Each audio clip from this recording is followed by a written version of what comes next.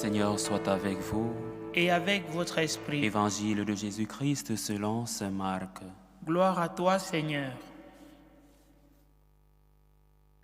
En ce temps-là, Jésus traversait la Galilée avec ses disciples, et il ne voulait pas qu'on le sache, car il enseignait ses disciples en leur disant : « Le Fils de l'homme est livré aux mains des hommes, ils le tueront, et 3 jours après sa mort, il ressuscitera. » Mais les disciples ne comprenaient pas ces paroles, et ils avaient peur de l'interroger. Ils arrivèrent à Capharnaüm, et une fois à la maison, Jésus leur demanda : « De quoi discutiez-vous en chemin ?»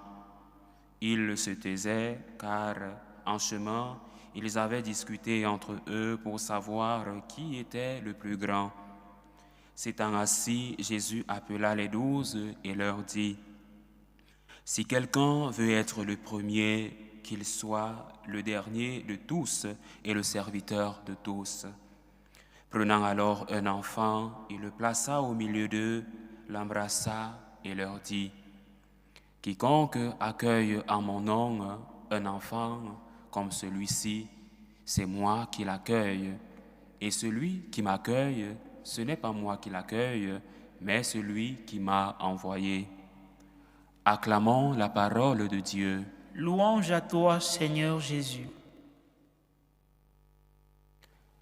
Bien-aimés de Dieu, aujourd'hui notre Seigneur nous donne une leçon d'humilité, une leçon d'abaissement, de kénose, comme on le dit en théologie. Et justement, notre Dieu est un Dieu de la kénose, un Dieu de l'abaissement. Et nous le reconnaissons par le mystère de l'incarnation, comme nous le dit la lettre aux Philippiens. De sa condition divine, notre Dieu s'abaissa. Il s'abaissa prenant la condition d'homme. Et il mourut pour nous sauver. Et le mystère de l'incarnation, justement, célèbre le Dieu fait chair, le Dieu fait homme, un Dieu qui décide de partager nos misères, le Dieu de l'humilité, celui qui veut être le premier, qu'il soit le serviteur de tous. Alors, un message très fort pour toutes ces personnes qui veulent se hisser sur les hauteurs du monde, un message d'humilité que le Seigneur aujourd'hui nous donne. Dans ce passage de l'Évangile, Jésus dévoile à ses disciples la profondeur de sa mission et l'essence du service, tous appelés au service. Et les ministères dans l'Église, justement, sont appelés à être service du pape au dernier des laïcs. Tous sont appelés au service.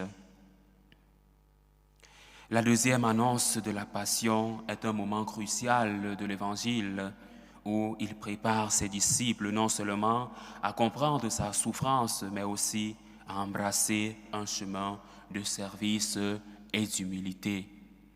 Oui, il y a la souffrance, oui, il y a les difficultés, mais le plus important, c'est l'humilité.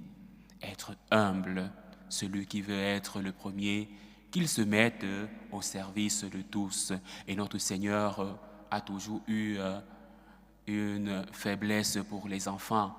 Et aujourd'hui, il prend encore un exemple, être comme des enfants, ce qui nous rappelle la méthode spirituelle de Sainte Thérèse de l'Enfant Jésus, l'enfance spirituelle, être comme des enfants, être humble. La relation entre l'homme et Dieu est souvent marquée par la quête de sens et la recherche d'une connexion authentique. Jésus, en relevant la nature de son ministère, un ministère d'humilité, nous invite à reconsidérer nos priorités quelle est ma priorité dans la vie? Et Saint François le dira, ma priorité, c'est Dieu, mon Dieu et mon tout. Car seul Dieu suffit, mon Dieu et mon tout. Et aujourd'hui, notre Seigneur nous donne un chemin pour atteindre son cœur, pour atteindre sa miséricorde, l'humilité. Au lieu de chercher la grandeur, nous sommes appelés à nous faire les serviteurs des autres. Et nous, franciscains de Marie, nous disons « aimer en premier ». Aimer avec les œuvres, aimer tout le monde, pas de la même manière, mais aimer tout le monde. Il est donc important de nous convertir en serviteurs, en ceux qui servent par amour pour Dieu, par gratitude envers Dieu. Cette inversion des valeurs est profondément enracinée dans le message de l'Évangile aujourd'hui et elle est fondamentale dans notre compréhension de la foi chrétienne. Nous servons un Dieu de l'humilité, un Dieu de l'incarnation. Et l'enseignement de Jésus dans ce passage illustre le dogme de l'incarnation, où le Fils de Dieu se rend accessible et se fait serviteur. Le catéchisme de l'Église catholique nous rappelle que le service des autres est une réponse à l'amour de Dieu. En prenant un enfant, Jésus souligne l'importance de l'humilité et de la vulnérabilité. Accueillir un enfant en son nom, c'est accueillir Dieu lui-même.